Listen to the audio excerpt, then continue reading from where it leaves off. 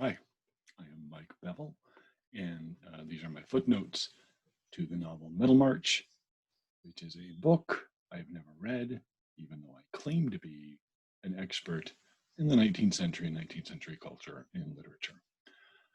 It would sort of be like a surfer who had never gone in the ocean. Maybe not that, maybe not that extreme, but I should have read this. I'm 48.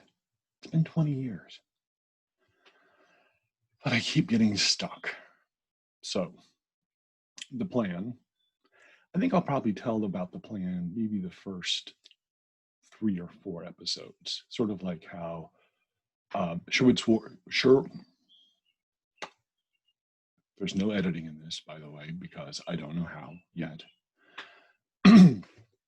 Sherwood Schwartz would say, when asked why he laid out the entire plot of Gilligan's Island or the Brady Bunch in the theme song itself. So like every week you sort of, yeah, we get it, we know. His answer was, puzzled people cannot laugh.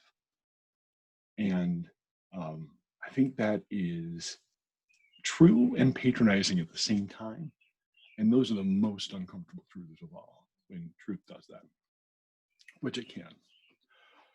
So we're gonna start with chapter 1, Middlemarch, by a good friend and noted beauty, George Eliot. She was actually not a noted beauty, but I mean, she was. Here's the thing. Let's talk about that for a second.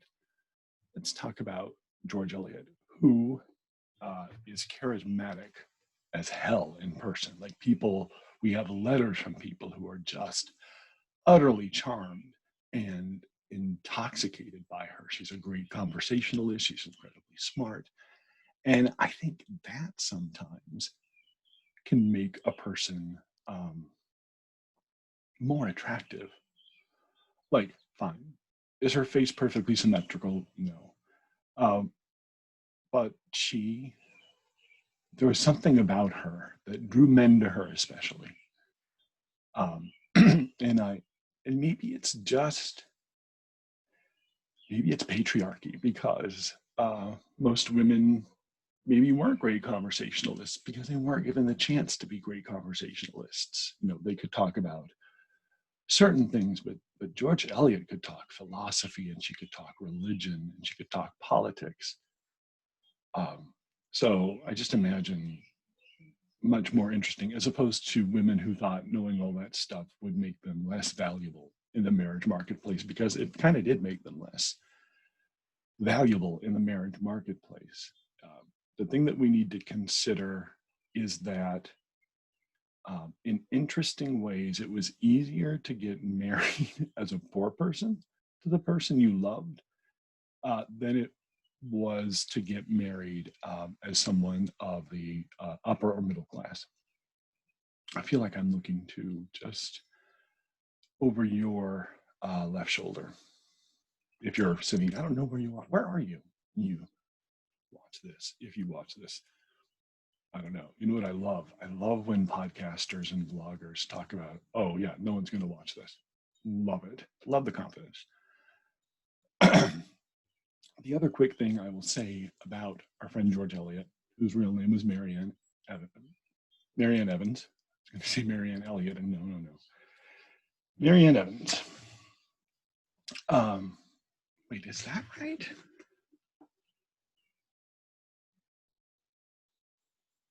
See, that's why I don't want to. I'm almost positive. Like, here's where imposter syndrome comes from. It comes from knowing a lot, forgetting something pretty basic. Let's just go to the Wikipedia page for George Eliot for 1 second, because it would be that way.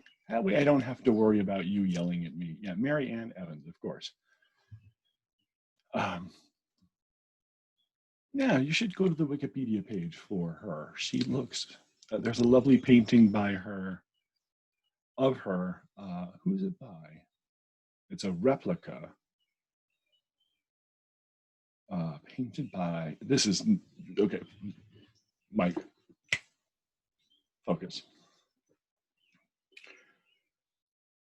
Oh, the last thing I want to say about how George Eliot looked, and then we're going to go right into, I'm going to click a lot of places too, by the way. And then we're going to go into chapter 1 proper, is George Wilkie Collins fashioned the character of Marion, who is sort of the heroine of that novel, and she's absolutely the most interesting person in that novel. She's even more interesting than the wicked Count Fosco. Like, we can sometimes, you know how we idolize wicked people, we love an anti-hero, or we love a villain. We love a charismatic villain, and we will often root a little bit for them. Like, there's the Joffrey kind of villain from Game of Thrones. And I remember there was there was an AV Club article that said, you know, people who are cheering the poisoning of that character are bad people. I am wildly simplifying his argument, but it's essentially that. You should look it up. I'm not going to look it up for you. But I think to myself, that's what fiction grants us. Like, it grants us the permission to sort of have that kind of catharsis and have that kind of relationship. You know, he did lots of terrible things, so there's pleasure in his demise. And part of the reason there's pleasure in his demise, I think, is because we know that's an actor, it's a fictional character. Like, that kid wasn't really poisoned to death, nor was that one guy poured gold all over. I saw the first season of Game of Thrones, and it wasn't for me. Too many dragons. And rape. Too much rape. Here we go. Middlemarch, Book 1, Miss Brooke, Chapter 1. There's a quote at the top of Chapter 1. Since I can do no good because a woman, reach constantly at something that is near it. Let's do that one again. Since I can do no good because a woman, reach constantly at something that is near it. And that's from The Maid's Tragedy by Fletcher and Beaumont. Fletcher was, I believe Fletcher was a contemporary of Shakespeare. You know what? We're going to find out together right now. Let's look up The Maid's Tragedy. That might be the easiest way. It would also help if I didn't not knock everything over. The Maid's Tragedy.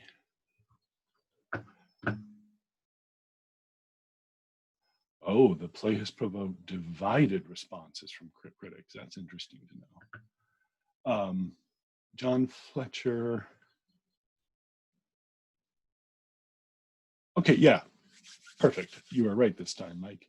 He's a contemporary of Shakespeare. He followed William Shakespeare as house playwright for the King's Men. He was among the most prolific and influential dramatists of his day.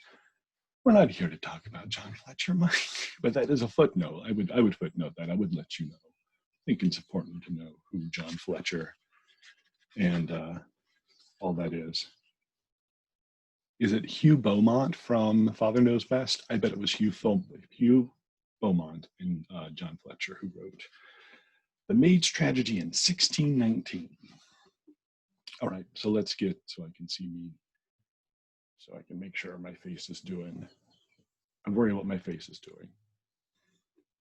It's weird because this is the most I've ever looked at myself talking since the pandemic.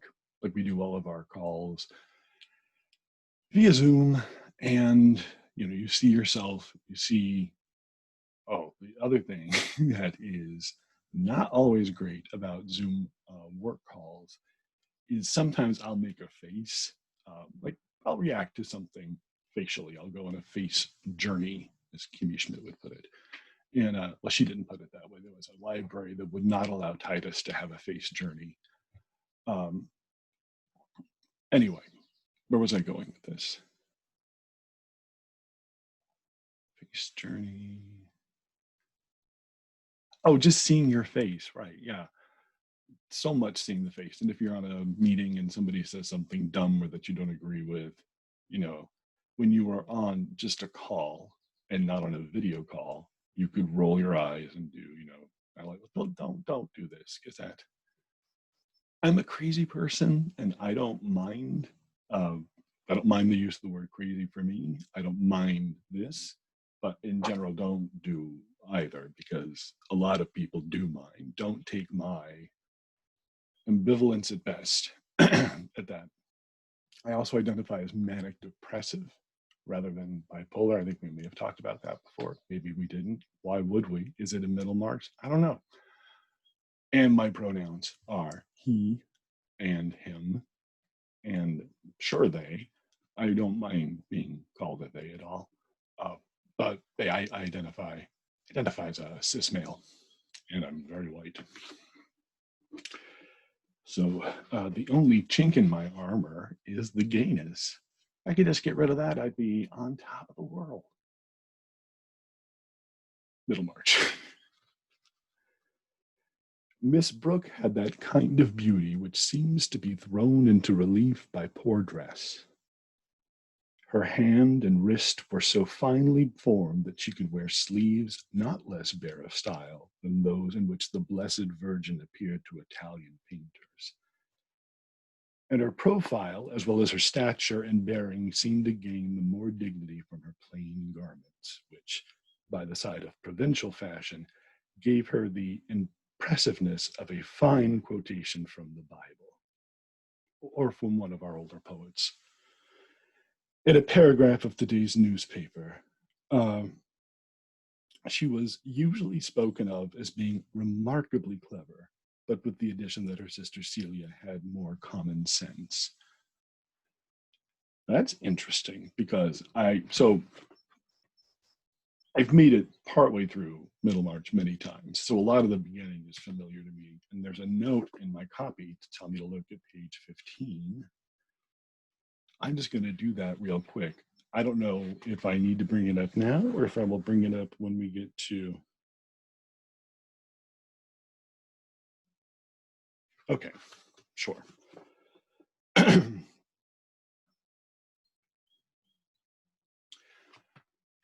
I'm interested a little bit in Eliot's distinction between clever and common sense. And I think I get it. I'm going to try it out on you, and you tell me if you think you get it. I think cleverness is, there is a note of, there's a dark tone to clever. Like cleverness can often be subterfuge and all of that stuff. Is it gross to watch me drink? It's going to happen a lot because I got a dry throat. Yeah, but cleverness and common sense. So Dorothea is described as clever. Celia is described as having common sense. Okay. It's the same question we can have about sense and sensibility, which for years I thought were the same words. And I just thought, well, this is a dumb title. I didn't like Jane Austen in high school and actively didn't read her at all on purpose. But as an adult, I've come to appreciate her. Her best novel of all time is Mansfield Park, followed by Lady Susan. And then I would say, it would go Mansfield Park, Lady Susan. And actually, I'm going to put Northanger Abbey before Persuasion. I know people want to put Persuasion pretty high, and it's a lovely story, but Northanger Abbey, Persuasion, end of list. Sense and Sensibility, fine. Pride and Prejudice to me feels a lot like the Mona Lisa in that I can't read it with any kind of beginner's eye. Like it's such a pop culture thing now. all because Colin Firth came out of a dirty pool in a white shirt, and that's disgusting, ladies. I don't understand why you all got so wet about that, but fine.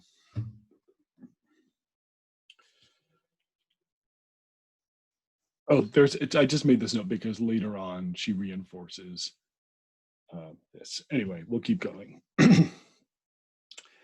Nevertheless, Celia wore scarcely more trimmings, and it was only to close observers that her dress differed from her sister's and had a shade of coquetry in its arrangements. For Miss Brooke's plain dressing was due to mixed conditions, and most of which her sister shared. The pride of being ladies had something to do with it. The Brooke connections, though not exactly aristocratic, were unquestionably good. If you inquired backward for a generation or two, you would not find any yard measuring or parcel tying forefathers, anything lower than an admiral or a clergyman.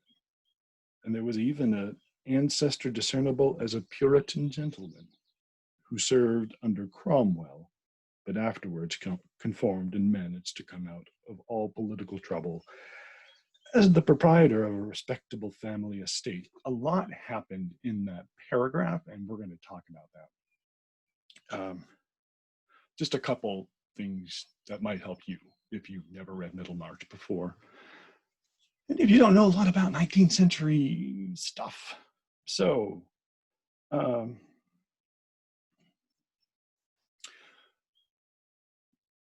way daughters are referred to in Victorian society is the eldest daughter.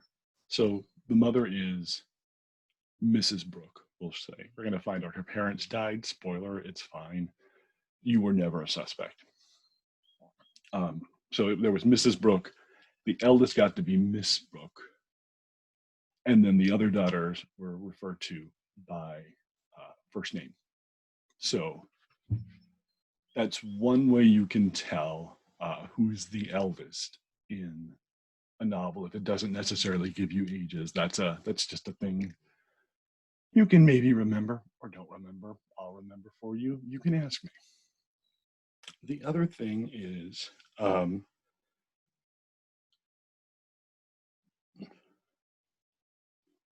the pride of being ladies.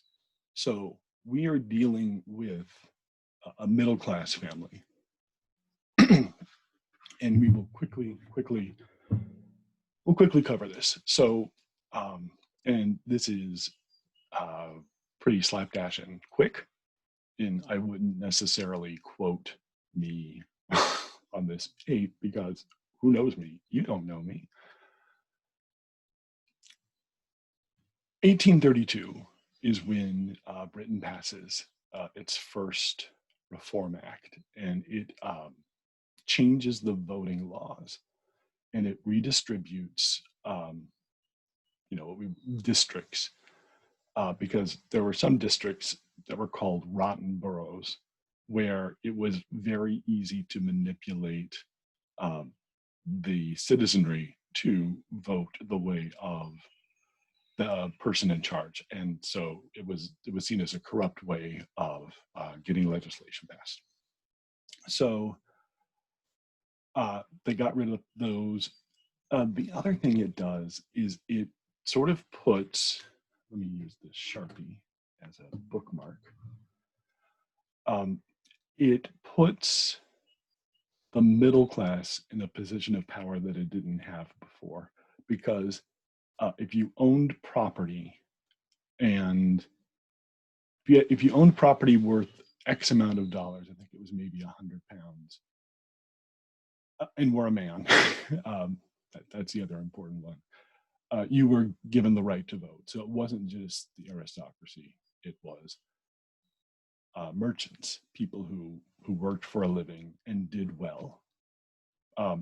And that's sort of the beginning of middle class, Victorian middle class morality.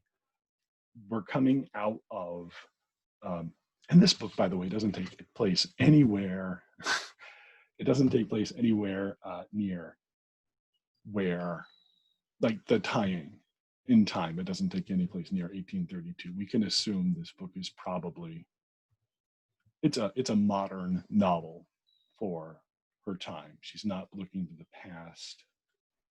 Is she? Am I saying a true thing? We'll find out later, and then I may have to eat my words, but I don't think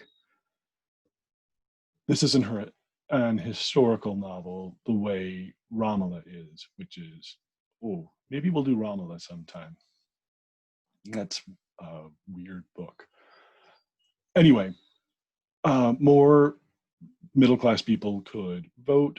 We are coming out of the 18th century, which is fairly decadent and fairly immoral. All of King George III's son, King George III, you may remember as the Revolutionary War king, the one that we tried to get away from, peacefully and with nothing but quiet protests and impassioned letters to the editor of the Atlantic or the New York Review of Books.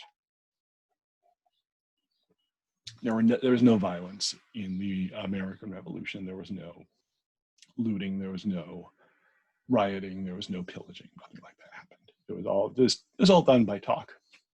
Yeah. So see, it can work. The middle class wanted to different, so it wanted two things. It wanted to be recognized as, of equal worth, or at least of equal prominence to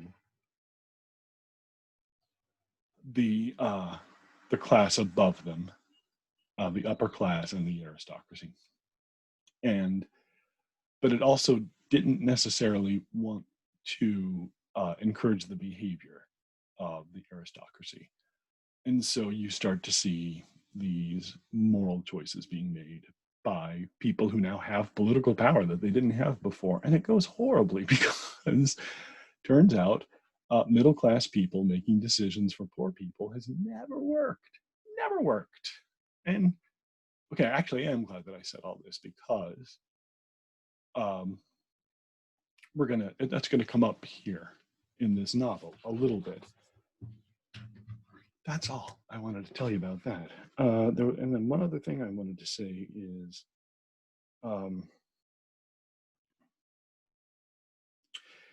if you inquired backward for a generation or two, you would not find any yard measuring or parcel tying for a father. So what is being said there is there's no one in their past for at least two generations who had to do any kind of manual labor for money.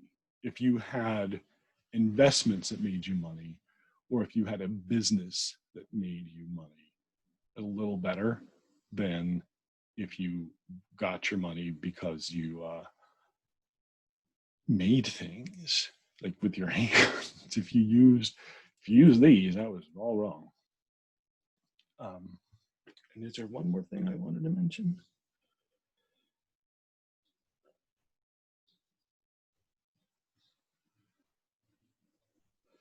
I guess not. We'll just keep going.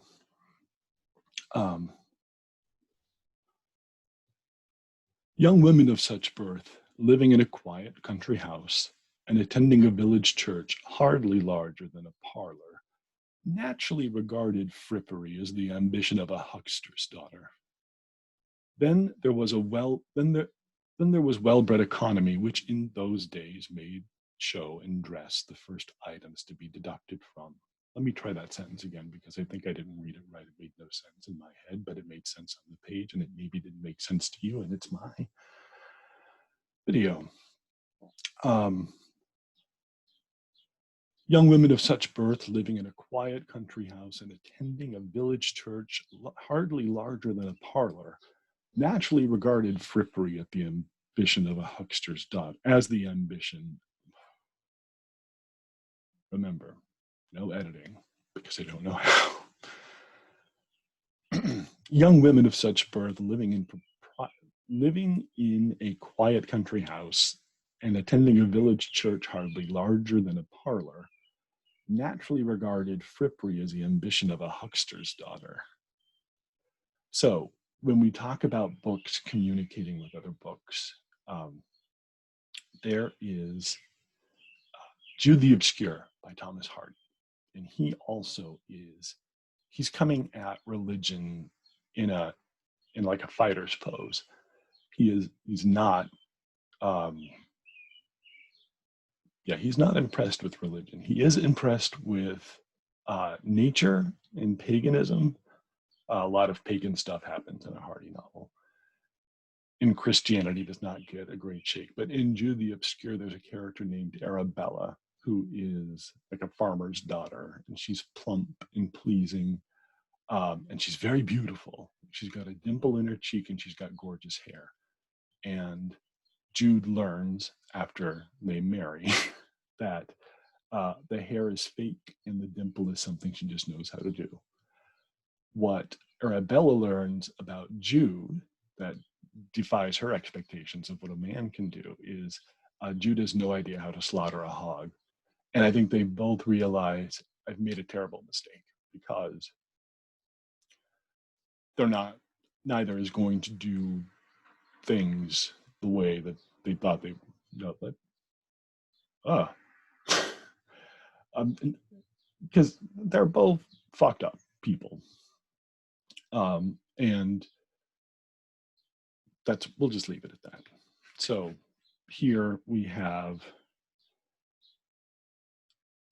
George Eliot sort of quietly making comment. I don't think she's commenting directly on Jude the Obscure, but I think she's commenting on a motif or even a way of life that was prominent at the time. So then there was well-bred economy, which in those days made show and dress the first item to be deducted from when any margin was required for expense, more distinctive of rank. So what's being said there, and that it's an interesting point, is we're at a point where you want like sort of simple Elaine Fisher fare is preferred. It's like it looks tasteful, it looks expensive. That's my Nina Garcia from Project Runway. It looks expensive, it looks editorial. I love her, she is amazing.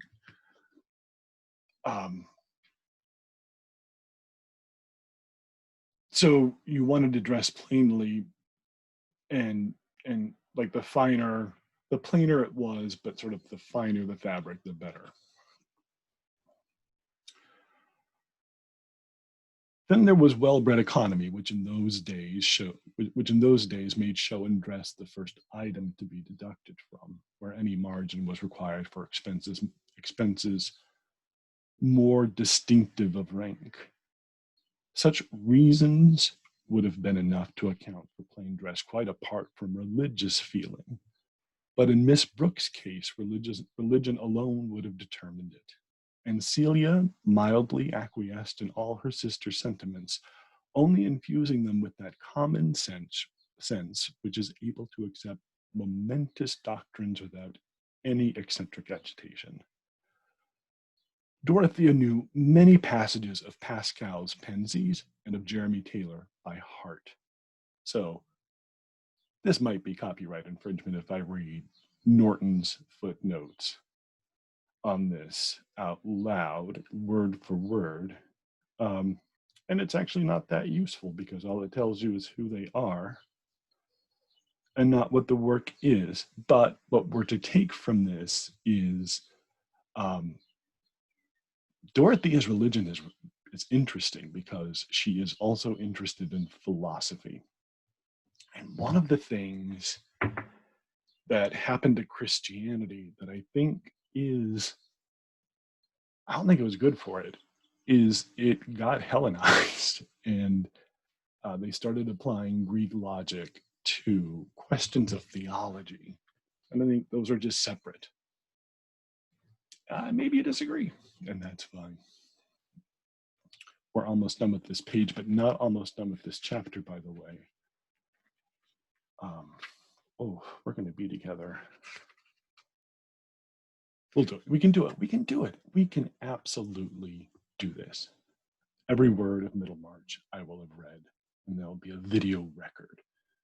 And then if I'm called to task for it, I can say, look.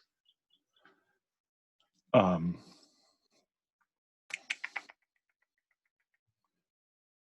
in Miss Brooke's case, religion alone would have determined it. And Celia mildly acquiesced in all her sister's sentiments, only infusing them with that common sense which is able to accept momentous doctrines without any eccentric agitation. Dorothea knew many passages of Pascal's Pensies. Am I saying that correctly? I don't know. It's Penske. Penske's the oil people. Pensies, Pirates of Penzance. I'm going to stop saying P words. Dorothea knew many passages of Pascal's Pensies and of Jeremy Taylor by heart, and to her the destinies of mankind, seen by the light of Christianity, made the solicitudes of feminine fashion appear an occupation for bedlam. So, to her, the destinies of mankind, see, they're more important things in clothes. Some of this is probably going to be irritating to you, Tom, because you'll think, I knew that, Mike. Yeah, but you're not reading this. I am. I'm just having a conversation. You're watching or not watching. We're having a good time. And to her, the destinies of mankind, seen by the light of Christianity, made the solicitudes of feminine fashion appear an occupation for bedlam. Bedlam is, of course, Bethlehem Hospital, which was shortened to Bedlam. It was a mental ward. You've probably heard of it. Lots of horrible abuses. You did not want to be sent to Bedlam. If you were wealthy and you had someone in your life or in your home who was mentally ill and you needed them out of the house, you could hire private houses that sort of worked as nursing homes, or not quite nursing homes in the way we think of it, but kind of nursing home-esque. And then if you couldn't afford a private hospital or to be taken care of at home, sometimes you lock them up in the third floor, Mr. Rochester. You would send them there, or they would just get sent to Bedlam. And they were treated horribly because, and mentally ill people are still not fully treated well. Though I am, excuse me, I'm just talking through burps.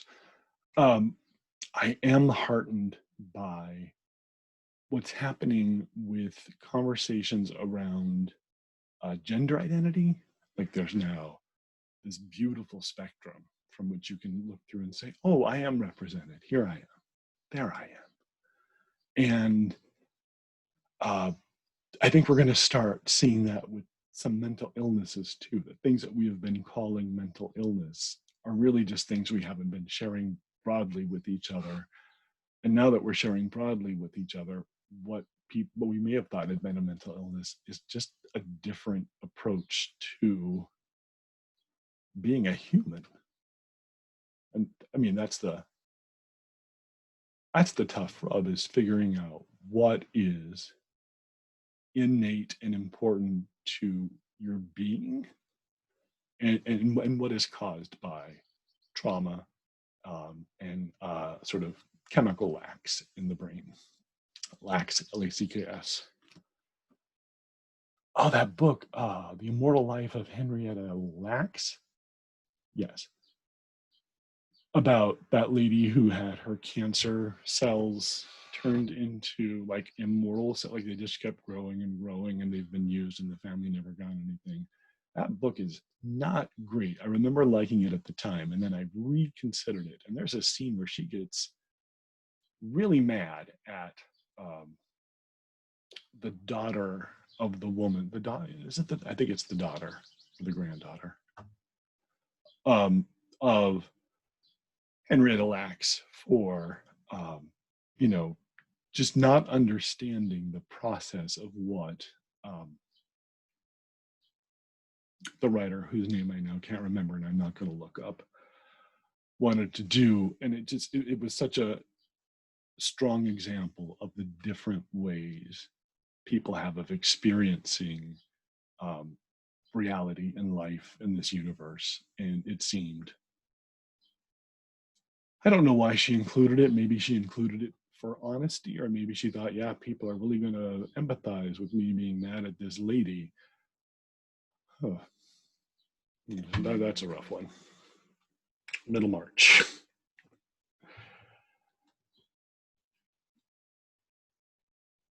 And to her, the destinies of mankind, seen by the light of Christianity, made the solicitudes of feminine fashion appear as occupation for bedlam. She could not reconcile the anxieties of a spiritual life involving eternal consequences with a keen interest in gimp and artificial protrusions of drapery. Her mind was theoretic and yearned by its nature after some lofty conception of the world, which might frankly include the parish of Tipton and her own rule of conduct there. She was enamored of intensity and greatness, and rash in embracing whatever seemed to her to have those aspects.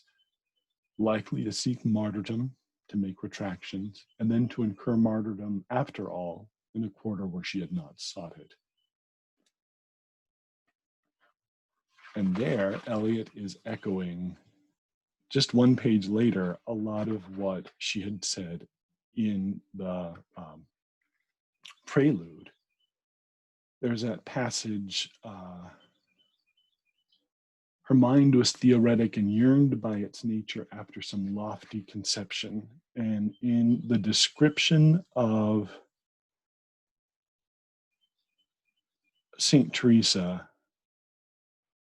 from the prelude, we have out they toddled from rugged Avila, wide-eyed and helpless, looking as two fawns, but with human hearts already beating to a national ideal, until domestic realities met them in the shape of uncles and turned them back from their general resolve. The child pilgrimage was a fit beginning. Teresa's passionate, ideal nature demanded an epic life. And here we have, her mind was theoretic and yearned by its nature after some lofty conception. I'm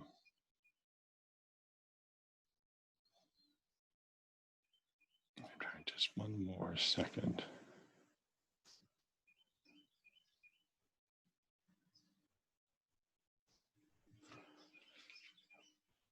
And then likely to seek martyrdom, to make retractions, and then to incur martyrdom, all in a quarter where she had not sought it. And I think that is Eliot giving us a hint too about Dorothea, that how much of what she is currently doing, and she's a teenager, let's remember this, the girls are late teens, early 20s at the oldest, but think of yourself at 18 and 19 and how much you knew, i.e. everything, and how no one older than you knew anything. And that's what she's like. Certainly such elements in the character of a marriageable girl tended to interfere with her lot and hinder it from being decided according to custom by good looks, vanity, and merely canine affection. With all this, she, the elder of the sisters, was not yet 20, and they had both been educated since they were about 12 years old and had lost their parents on plans at once narrow and promiscuous, first in an English family. Whoa, boy, that sounded wrong. Let's rewind. With all this, she, the elder of the sisters, was not yet 20, and they had both been educated since they were about 12 years old and had lost their parents on plans at once narrow and promiscuous, first in an English family and afterwards in a Swiss family at Lausanne, their bachelor uncle and guardian trying in this way to remedy the disadvantages of their orphan condition. A couple of things to say here. A, that's not a good sentence, George Eliot. Since they were about 12 years old and had lost their parents on, Yeah, it makes it sound like they lost their parents on plans at once narrow and promiscuous, like they lost them first in an English family and afterwards in a Swiss family. But really, what Eliot is saying is they were educated first in an English family and then in a Swiss family. There's money. And we get the phrase bachelor uncle. Now, bachelor uncle today can have a very sugar in the britches sense to it. Bachelor uncle back then could also have that sense to it, but it could also just literally be bachelor uncle. Getting married was tough when you were wealthy because it had to be the right match with the right person, and dowries and expense, and it was an undertaking. And so some guys just stayed bachelors. Um, Marion's uncle in The Woman in White is a bachelor uncle who's also a complete homo. So, and I can say that because it was, no, that's not what we're going, yeah.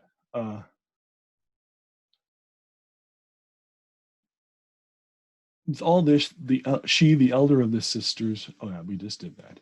It was hardly a year since they had come to live at Tipton Grange with their uncle, a man nearly 60. Of acquiescent temper, miscellaneous opinions, and uncertain vote. He traveled in his younger years and was held in this part of the country to have contracted a too rambling habit of mind. Mr. Brooke's conclusions were as difficult to predict as the weather. It was only safe to say that he would act with benevolent intentions and that he would spend as little money as possible in carrying them out. For the most gluttonously indefinite minds enclose some hard grains of habit, and a man has been seen lax about all his own interests, except the retention of his snuff box, concealing which he was watching. Yeah, Mike Bevel, let's try that again. For the most gluttonously indefinite minds enclose some hard grains of habit, and a man has been seen lax about all his own interests except the retentions of his snuff box, concerning which he was watchful, suspicious, and greedy of clutch. In Mr. Brooke, the hereditary strain of Puritan energy was clearly in abeyance, but in his niece Dorothea it glowed alike through faults and virtues, turning sometimes into impatience of her uncle's talk or his way of letting things be on his estate, and making her long all the more for the time when she would be of age and have some command of money for generous schemes. Our Dorothea is a planner. She was, she was regarded as an heiress, for not only had the sisters 700 a year each from their parents, but if Dorothea married and had a son, that son would inherit Mr. Brooks's estate, presumably worth about $3,000 a year, a rental which seemed wealth to provincial families, still discussing Mr. Peel's late conduct on the Catholic question. Innocent of future, well, that actually gives us a sense of when this novel is set. So,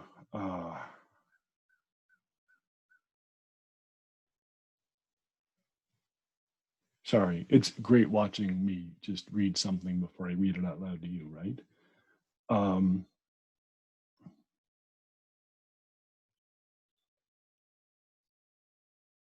So actually, I'm sorry, this that thing I said earlier, I was wrong. This book is not set in the 1870s when it was written. This book is set closer to the 1820s. This is actually set before the Reform Act. And I should have remembered that, but I didn't, because I'm not an expert. I'm an imposter. Surprise. The Catholic question. The Catholic question is, for England, can Catholics vote?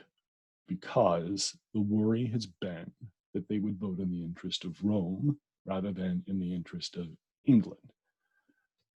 If we go back all the way to Henry VIII and that charmer. So I view him maybe with more nuance and complication than a lot of people do. And I'm not saying that they should view him with complications and nuance, because you're going to think what you're going to think. Henry was very religious. He was the second son. He was brought up to be a priest.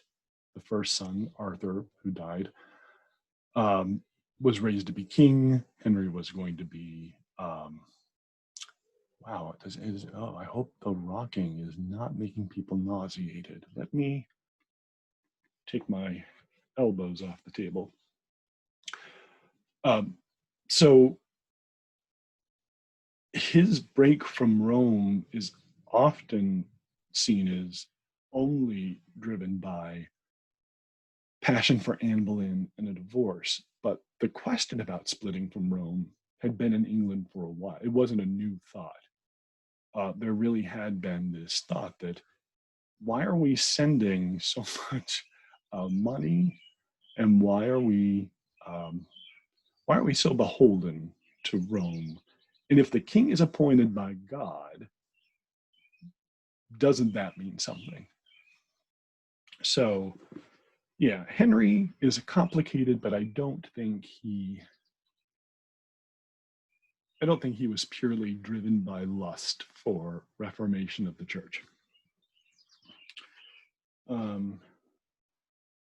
Will this light help me see? It does. Oh.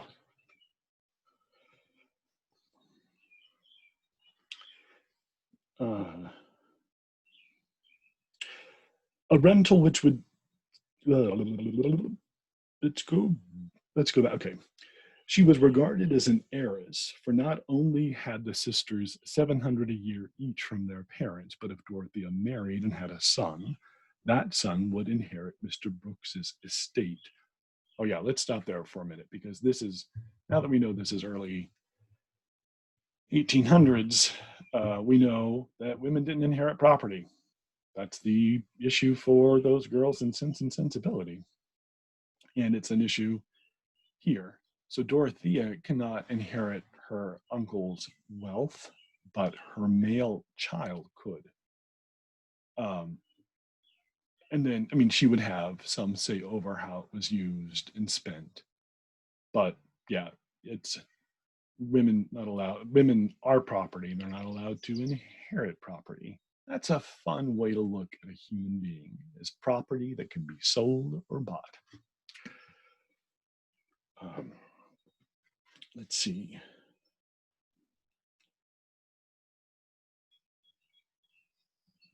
Presumably, if Dorothea married and had a son. Oh, so by the way, let's say Dorothea marries, and let's say Dorothea doesn't have sons, she has daughters. Let's say Celia marries and she has a son, then that son would inherit the uncle's estate and money. So the eldest daughter gets first dibs at trying to snag that money, and the second daughter.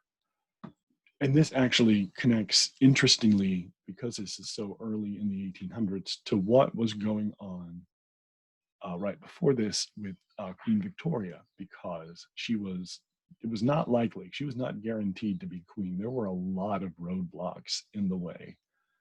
And all of George III's sons were just, they were human beings who did not know the word no, and just wanted to do all sorts of crazy stuff. And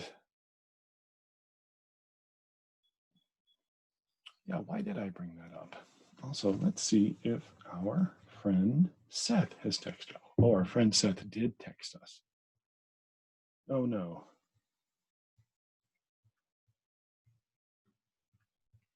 It's our friend Jeff. Let me just handle this really quickly because it's time sensitive. And you just get to see what my life is like. My friend Jeff is one of my best friends in the world. I love him dearly.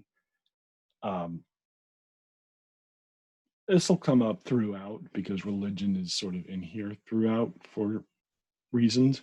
And I identified as a Christian for a while, and I was a Southern Baptist, and I went to a church, and my pastor was great, and it is great. Her name is Jill McCrory, delightful. Um, I can't believe in a Christ-centered theology. I think he is a teacher, and I think he is sort of a representative of that kind of universal love that we call God on earth. And I think that universal love shows up in a lot of ways, in a lot of people. And Jesus was one, but I don't think his murder by the state is what freed all of us from sin, which we don't have. Because we do good things and bad things all the time. So do we? Fine, we do sin, but it's not a big deal. Like, it's not counted against us. Whatever happens next, we're all doing it. So if there's nothing next, then we're all doing nothing. If there's something next, we're all doing the something. There's a great line from Tolstoy: "You will die and know everything. You will die or cease and cease. You will die and know everything, or you will die and you will cease asking." So, yeah, you will die and know everything, or you will die and you will cease asking. There is a middle.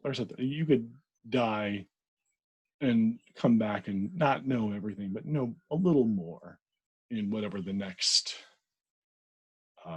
thing is. Let me finish this text.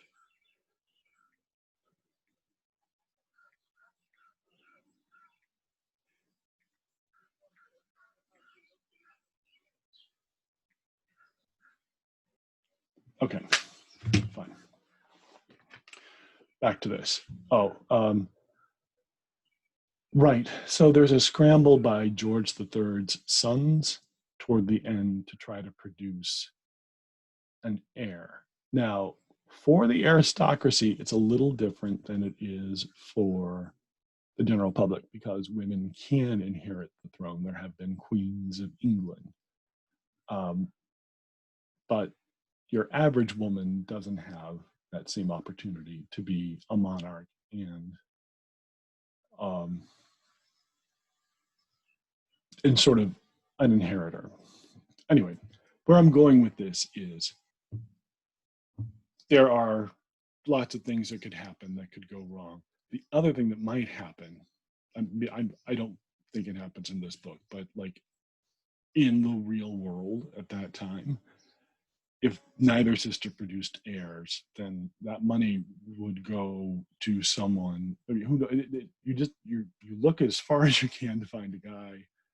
If you can find a guy, he gets it. If not, I think you donate it. I think it gets, something else has to happen to it.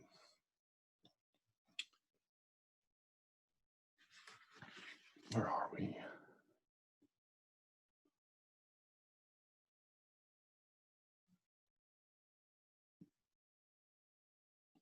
And how should Dorothea not marry? Did we get there?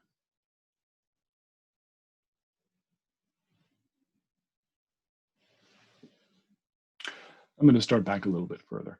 She was regarded as an heiress, for not only had the sisters $700 a year each from their parents, but if Dorothea married and had a son, that son would inherit Mr. Brooks's estate, presumably worth about $3,000 a year, a rental which seemed wealth to provincial families.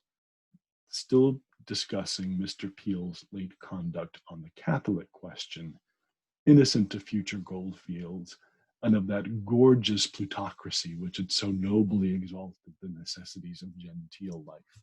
Okay, so the last quick thing I do want to say, some money's been mentioned a couple times. Sisters get $700 a year.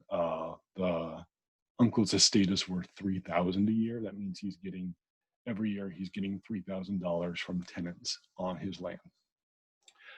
You're going to want to know, well, how much money is that? And there are lots of sites you can go to and type those in. The tricky thing I will say is money did different things back then than it does now. We bought different things. We valued things differently. So if I tell you to just add a 0 to each one of those, which is a rough way of doing it, or if you go to a site like, is it Funding Wealth or Finding Wealth or Measuring Wealth, or Alicia will have to remind me. They do some of that, like they try to build some of that into their algorithm, and they might be doing fine, but just be careful. Just, I think actually less than be careful, just know that it's a lot of money. we're not talking about chump change here.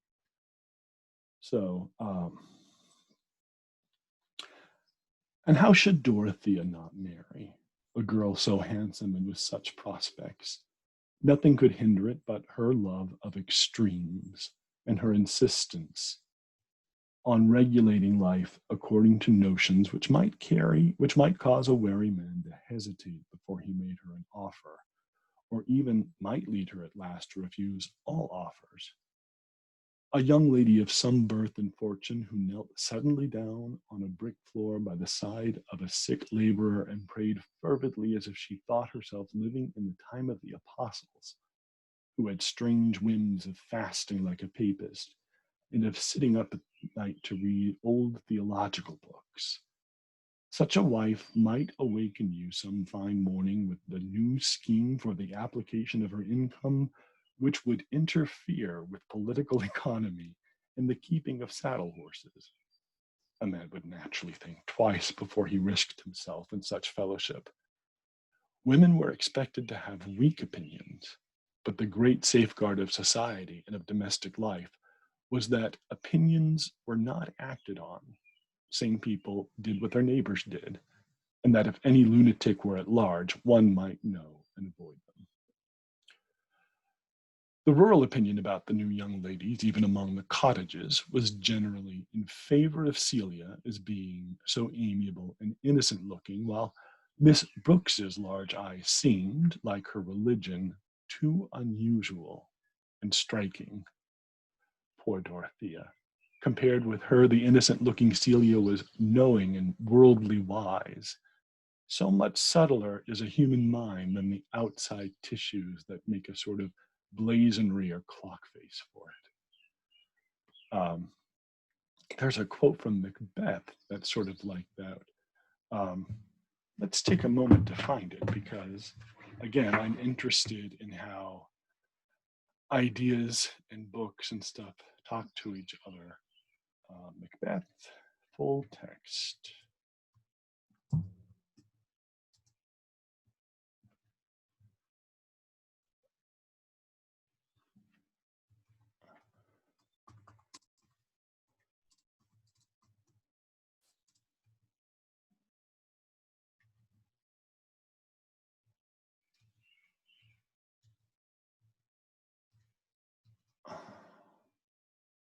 Okay.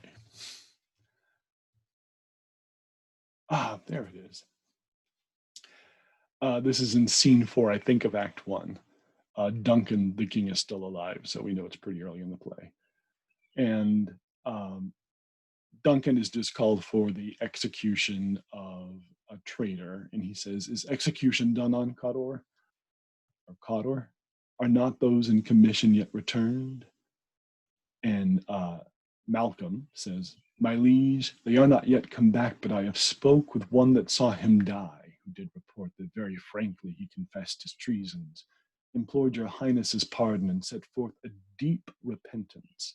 Oh, this is one of my favorite lines. "Nothing in his life became him like believing it. He died as one that has been studied in his death, to throw away the dearest thing he owed. Oh, dearest thing he owed, as 'twere a careless trifle."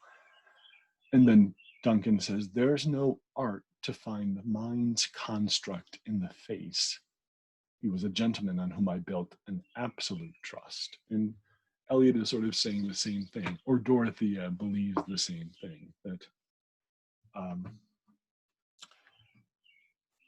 so much subtler is a human mind than the outside tissues, which make a sort of blazonry or clock face on it. So you can't necessarily tell about a person based on what their face is doing or looks like. or its color. Yeah, we're going to get political. Not really. We will get a little bit political because one thing that is a problem about 19th century literature is there are very few Black people. And when they are mentioned, they're often mentioned as slaves. So, yeah, 19th century books are very, very, very shades of vanilla. Not all of them, of course. Don't type in the comments. Actually do. If you know books with African American protagonists, I would love that were written in the 19th century. I would love to see those. That came out as like a challenge. Like, if you could find this impossible unicorn, then I'd love to see it. I think they are there, and I would like to know about them.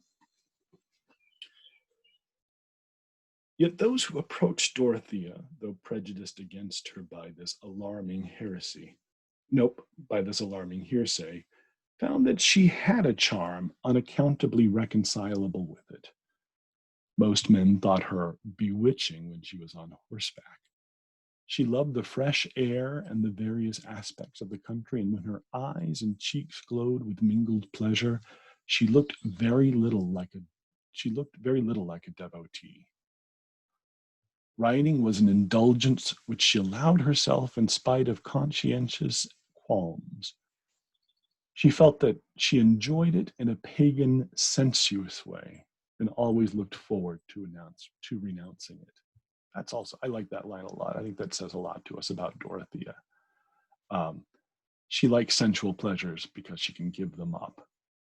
So what we're learning, I think, is how performative her belief system is. And it should be performative. She is 19 years old. We have still not, I'm 48 years old, and I don't entirely understand my own belief system. So it's fine. I don't think it makes her a hypocrite. I think she's just accurately giving us a picture of Dorothea. She was open, ardent, and not in the least self-admiring. Indeed, it was pretty to see how her imagination adorned her sister Celia, with attractions altogether superior to her own. And if any gentleman appeared to come to the Grange from some other motive than that of seeing Mr. Brooke, she concluded that he must be in love with Celia. Sir John Chettam, for example, whom she constantly considered from Celia's point of view, inwardly debating whether it would be good for Celia to accept him. That he should be regarded as a suitor to herself would have seemed to her a ridiculous irrelevance. Dorothea, with all her eagerness to know the truths of life, retained very childlike ideas about marriage. Oh, fuck. Hold, please. Is it? Oh. Okay, I'm not gonna, again, I don't know how to edit, and it would take me a while, I think, because my books are not yet fully organized, to find Phyllis Rose's Parallel Lives. And I think it's in Parallel Lives where Phyllis Rose shares, actually, we've got nothing but time. We're in a pandemic. We're in quarantine. We're into everything. So let's do this. Phyllis Rose.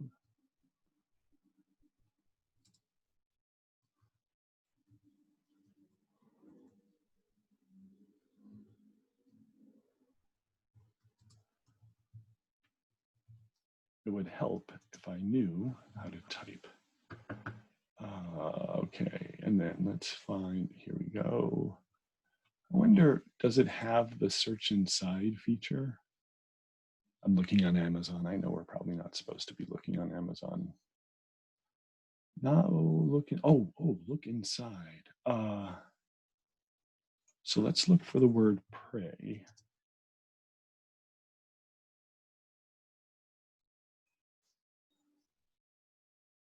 I found it.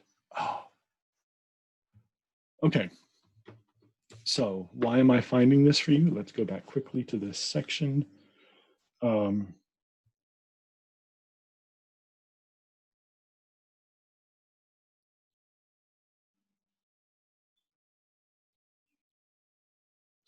so Dorothea, with all her eagerness to know the truths of life, retained very childlike ideas about marriage. So Phyllis Rose she was an American literary critic. She wrote this great book called Parallel Lives, which looks at 5 Victorian marriages.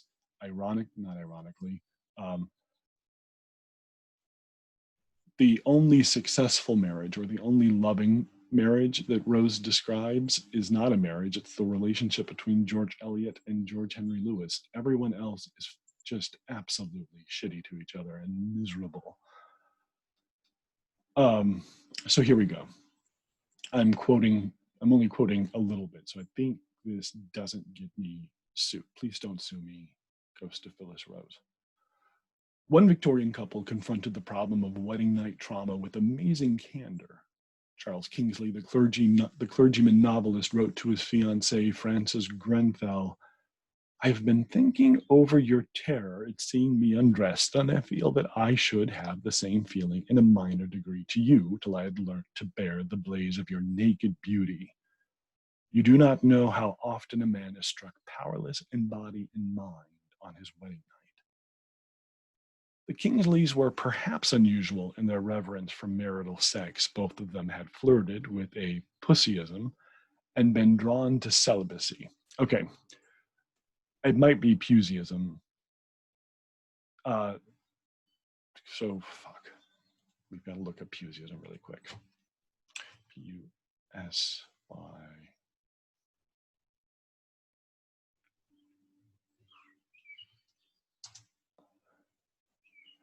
He was an English churchman. He was one of the leading figures in the Oxford movement.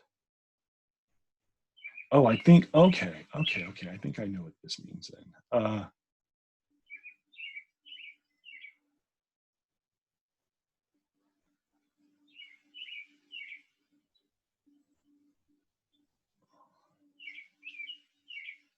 Did he? Okay. I think Pusey was one of the ones who, so there are people who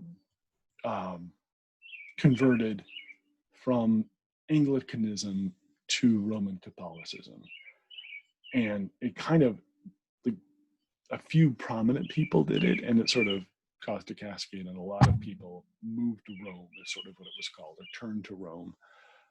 The Victorian poet Gerard Manley Hopkins was raised in a very strict Anglican family, and he noticed for himself that something was lacking, something was deeply lacking spiritually for him, and it was the real presence of Christ in the Eucharist and in the wine. Anglicans, I think, sort of see it symbolically, and Catholics see it literally. And Hopkins wanted to belong to a religion that also saw it as not symbolic, but actual. And then we can also relate it to my other friend, my good friend, Flannery O'Connor, who said that if God wasn't present in the communion, then to hell with it. Like, why bother? So anyway, let's go back to that. We've got to finish reading this passage.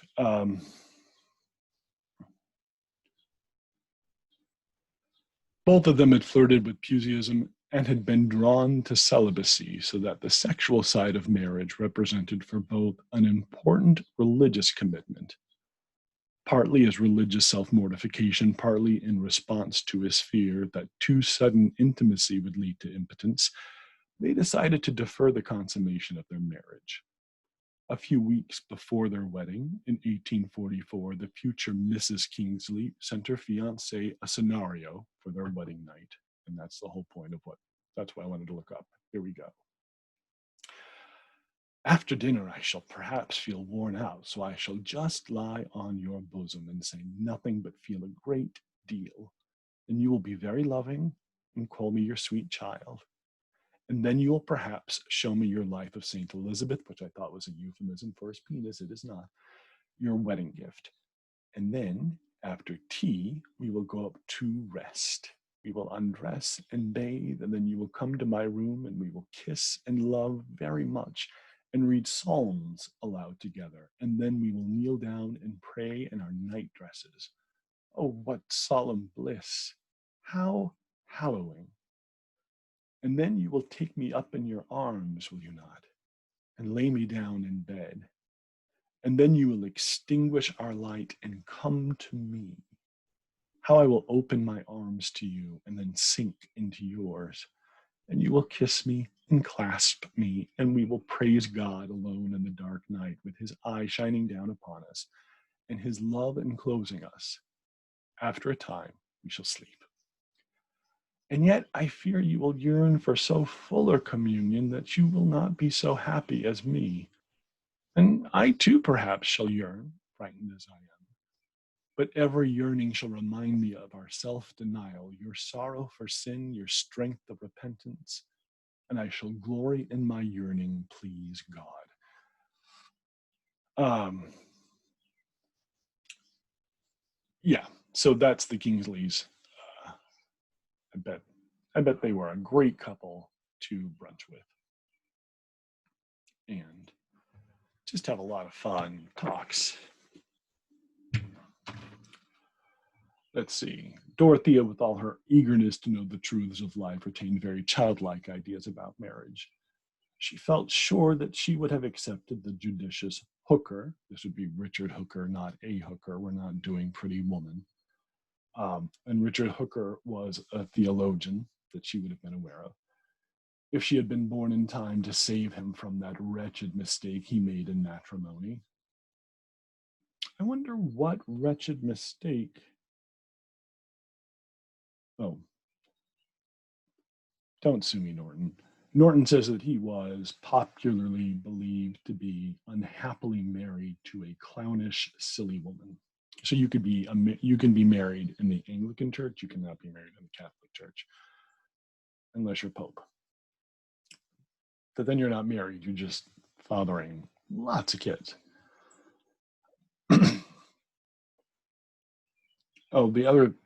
And another way that sort of books communicate with history and also communicate with other books. Cardinal Wolsey, who is a main character in Wolf Hall, the best book of all time, has a daughter named Dorothea that is sent away to a nunnery. She felt sure that she would have accepted the judicious Hooker if she had been born in time to save him from his blindness. Nope, to save him from that wretched mistake he had made in matrimony. Or John Milton, when his blindness had come on, or any of the other great men whose odd habits it would have been glorious piety to endure. But an amiable, handsome baronet who said exactly to her remarks, even when she expressed uncertainty, how would he affect her as a lover? The really delightful marriage must be that where your husband was a sort of father and could teach you even Hebrew if you wished it. These peculiarities of Dorothea's character caused Mr. Brooke to be all the more blamed in neighboring families for not securing some middle-aged lady as guide and companion to his nieces. So remember, they've grown up without a mother. They've grown up, they've been educated, but like their mother hasn't shown them much.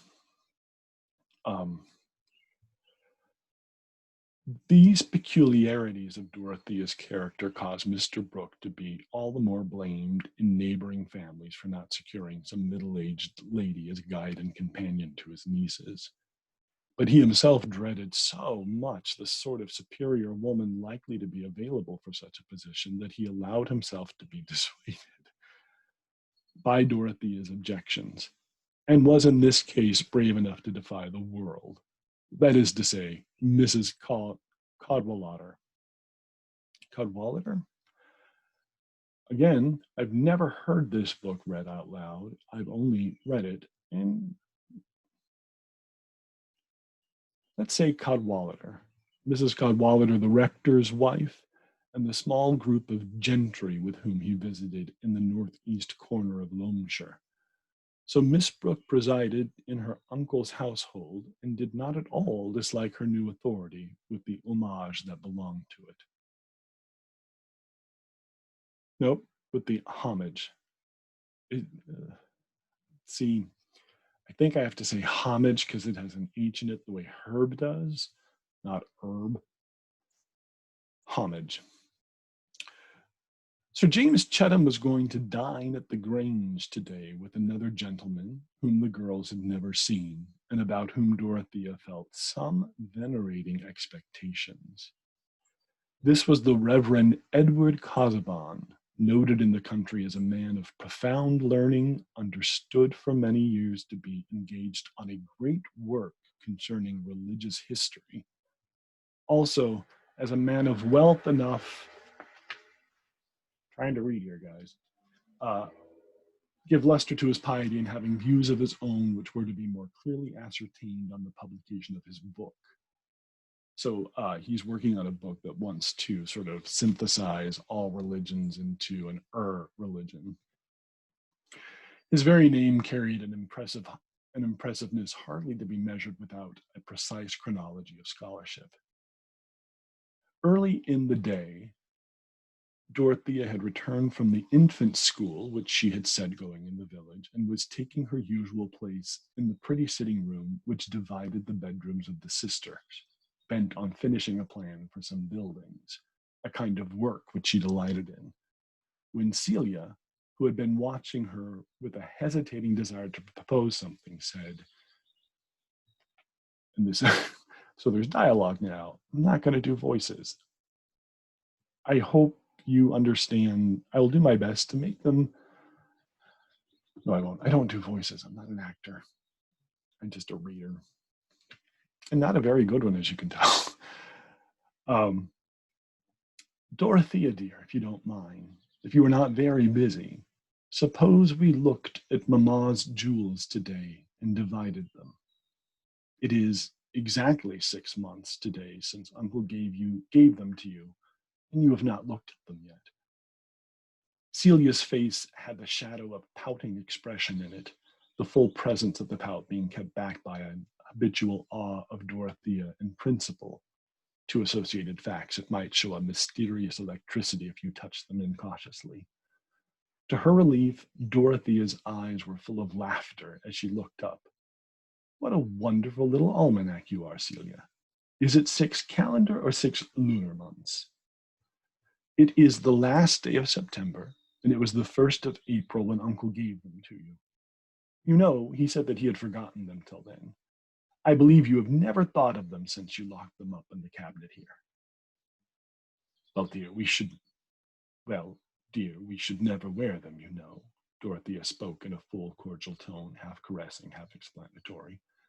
She had her pencil in her hand and was making tiny side plans on a margin. Celia colored and looked very grave. I think, dear, we are wanting in respect to Mamma's memory to put them by and take no notice of them. And, she added, after hesitating a little with a rising sob of mortification, necklaces are quite usual now, and Madame Poinçon, who is stricter in some things even than you are, used to wear ornaments. And Christians generally, surely there are women in heaven now who wore jewels. Celia was conscious of some mental strength when she really applied herself to argument. You would like to wear them, exclaimed Dorothea, an air of astonished discovery animating her whole person with a dramatic action which she had caught from that very Madame Poinçon who wore the ornaments. Well, of course, then let us have them out. Why did you not tell me before? Oh, but the keys. She pressed her hands against the sides of her head and seemed to despair of her memory. They are here, said Celia, with whom this explanation had been long meditated and prearranged. Well, pray open the large chest of the cabinet and get out the jewel box. The casket was soon opened before them, and the various jewels spread out, making a bright parterre on the table. It was no great collection, but a few of the ornaments were really of remarkable beauty. The finest that was the finest that was obvious at first being a necklace of purple amethysts set in exquisite gold work and a pearl cross with 5 brilliants in it. Dorothea immediately took up the necklace and fastened it round her sister's neck, where it fitted almost as closely as a bracelet. But the circle suited the Henrietta Maria style of Celia's head and neck, and she could see that it did in the pier glass opposite. Henriette Marie was Charles the First's wife. Is that right? Yes, Charles the First's wife. And Zach's mom has a Ouija board story that I will now share. It's a footnote. Okay, something happened downstairs that we're just going to ignore and hope that it solves itself. She remembers using she was an airline stewardess back when it was incredibly sexist. It's probably still incredibly sexist, but this was back when they made you weigh a certain amount. And just a lot of that airline elegance. You know what I hate a lot is people who talk about the elegance of travel and how no one observes it anymore, and people are wearing flip-flops and sweatpants on airplanes. Airplanes are gross. They're disgusting. They're buses in the sky.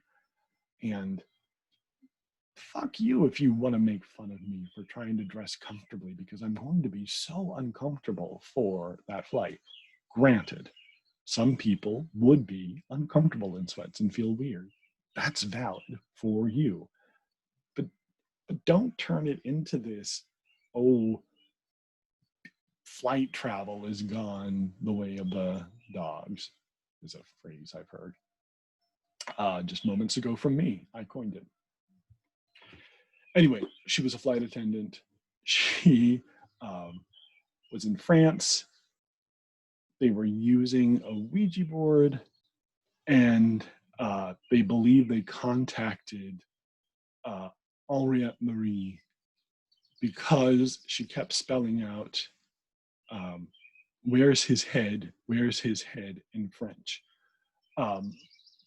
And Charles I got his head chopped off. He was I think it's one of the first times in, or it had been a while since a king had been deposed by execution. And that leads to Oliver Cromwell, who is a distant relation of Thomas Cromwell, the main character of Wolf Hall, the best novel ever written. I know I've said that twice. I will say it probably again. All of it's connected. All books are the same book, or it's the same story, just set in different parts of the neighborhood. Let's see. There, Celia. You can wear that with your Indian muslin, but this cross you must wear with your dark dresses. Celia was trying not to smile with pleasure. Dodo, you must keep the cross yourself. Oh, no, dear, no, said Dorothea, putting up her hand with a careless depreciation. Yes, indeed, you must. It would suit you. In your black dress now, said Celia insistingly. You might wear that. Not for the world, not for the world. The cross is the last thing I should wear as a trinket. Dorothea shuddered slightly. Well, then you will think it wicked in me to wear it, said Celia uneasily. No, dear, no, said Dorothea, stroking her sister's cheek. Souls have complexions too. What will suit one will not suit another. Dorothea is exhausting and exasperating, and that has been one of my issues. She is, like, I know it gets better and she gets more interesting eventually, but this holier than thou Dorothea is well crafted, fully believable, absolutely annoying.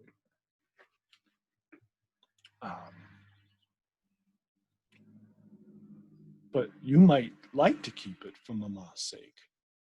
No, I have other things of Mamma's. her sandalwood box, which I am so fond of. Plenty of things. In fact, they are all yours, dear. We need discuss them no longer. There, take away your property. Celia felt a little hurt. There was a strong assumption of superiority in this puritanic toleration, hardly less trying to the blonde flesh of an unenthusiastic sister than a Puritan persecution. But how can I wear ornaments if you, who are the elder sister, will never wear them? Nay, Celia, that is too much to ask that I should wear trinkets to keep you in countenance. If I were to put on such a necklace as that, I should feel as if I had been pirouetting. The world would go round with me, and I should not know how to walk. Celia had unclasped the necklace and drawn it off. It would be a little tight for your neck. Something to lie down and hang would suit you better, she said with some satisfaction. The complete unfitness of the necklace from all points of view for Dorothea made Celia happier in taking it.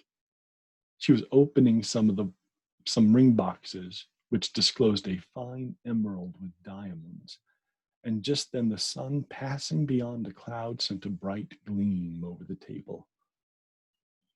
How very beautiful these gems are, said Dorothea, under a new current of feeling as sudden as the gleam. It is strange how deeply colors seem to penetrate one. I got really high recently, and I was laying on my bed, and you can't see it well because this just looks like a giant light. Where am I pointing? Like, from my window, I have lots of things that hang and make lights, and I've got some other place. I just love the prismy effect. And I was laying in bed, and I was just, where I was, and looking at the colors and just being so marveled by them. And then I thought, why is color so beautiful to us? Like, why? I don't know. It's just, it's beautiful. And I'm curious as to why it's beautiful. Let's see. How very beautiful the gems are, said Dorothea, under a new current of feeling as sudden as the gleam. It is strange how deeply colors seem to penetrate one like a scent. I suppose this is the reason why gems are used as spiritual emblems in the Revelation of St. John. Quick side note, it's Revelation. It's the book of Revelation, not Revelations. Just from a theist to you. St. John. They look like fragments of heaven. I think that emerald is more beautiful than any of them. And there's a bracelet to match it, said Celia. We did not notice this at first. They are lovely, said Dorothea, slipping the ring and bracelet on her finely tuned finger and wrist, and holding them towards the window on a level with her eyes.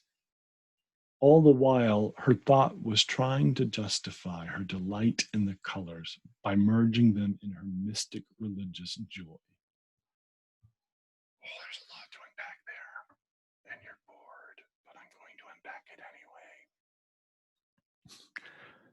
But first, I'm going to do some ASMR. Welcome to my salon. I am so glad you're here. It is technically illegal because we aren't officially open, and we could both probably either get sick or go to jail. So is that a wash and a color or what?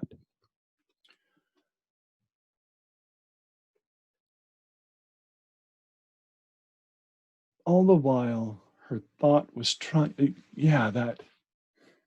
to reconcile what brings you joy with your religious faith is a challenge.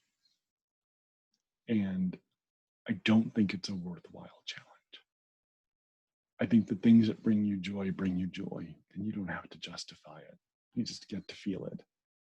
Now, if your joy is brought about because you like hurting people, that's something we can fix that. or we should be able to fix that, or that's, yeah. But otherwise, just let the soft animal of your body love what it loves because that's what it wants to do. And so don't try to make it coincide or work with your theology. You would like those, Dorothea, said Celia rather falteringly, beginning to think with wonder that her sister showed some weakness, and also that emeralds would suit her own complexion even better than purple amethysts.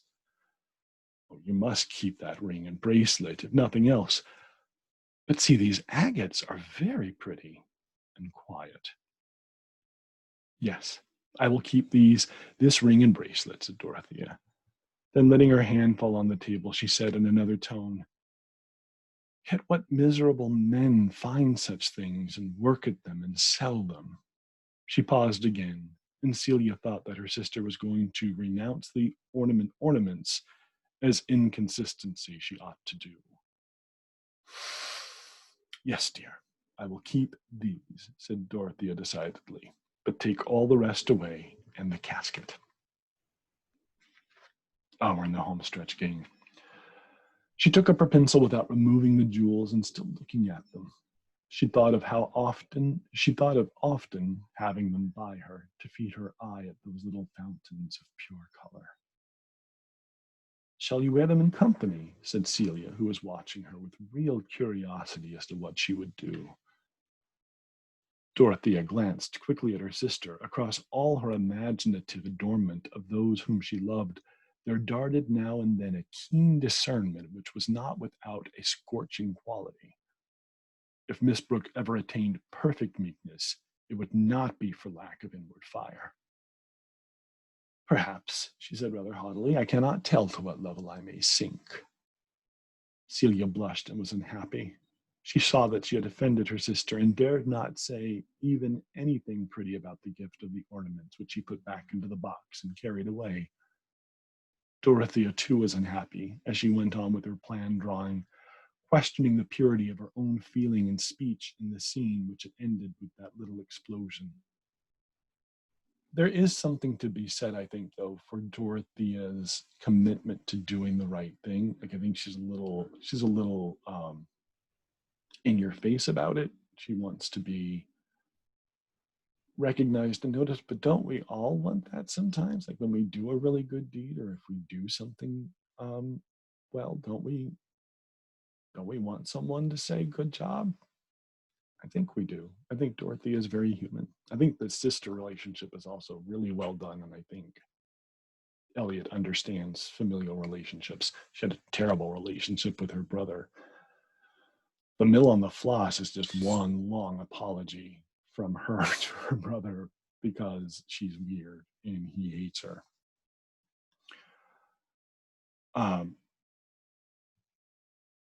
Celia's consciousness told her that she had not been at all in the wrong. It was quite natural and justifiable that she should have asked that question, and she repeated to herself that Dorothea was inconsistent.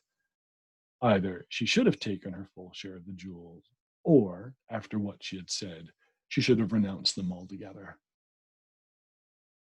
I'm sure, at least I trust, thought Celia, that the wearing of a necklace will not interfere with my prayers, and I do not see that I should be bound by Dorothea's opinion. Now we are going into society, though of course she herself ought to be bound by them. But Dorothea is not always consistent. Thus Celia, mutely bending over her tapestry until she heard her sister calling her. Here, Kitty, come and look at my plan. I shall think I am a great architect if I have not got I shall think I am a great architect if I have not got incompatible stairs and fireplaces. As Celia bent over the paper, Dorothea put her cheek against her sister's arm caressingly. Celia understood the action. Dorothea saw that she had been in the wrong, and Celia pardoned her. Since they could remember, there had been a mixture of criticism and awe in the attitude of Celia's mind towards her elder sister. The younger had always worn a yoke, But is there any yoked creature without its private opinions? And we did it. We got to the end of chapter 1. All right. If you spent all this time with me, thank you for spending all this time with me. If you didn't spend all this time with me, you won't hear me thank you. So that's how you get thanks. Yeah, stay to the end. Again, I'm Mike Bevel. This has been Footnotes, Middlemarch. And tomorrow, we will do chapter 2. So stay safe. And this is the awkward part right here, right? Like I've got to find where to make it stop so my eyes go all over the place. Like it's not this natural making eye contact until the very end.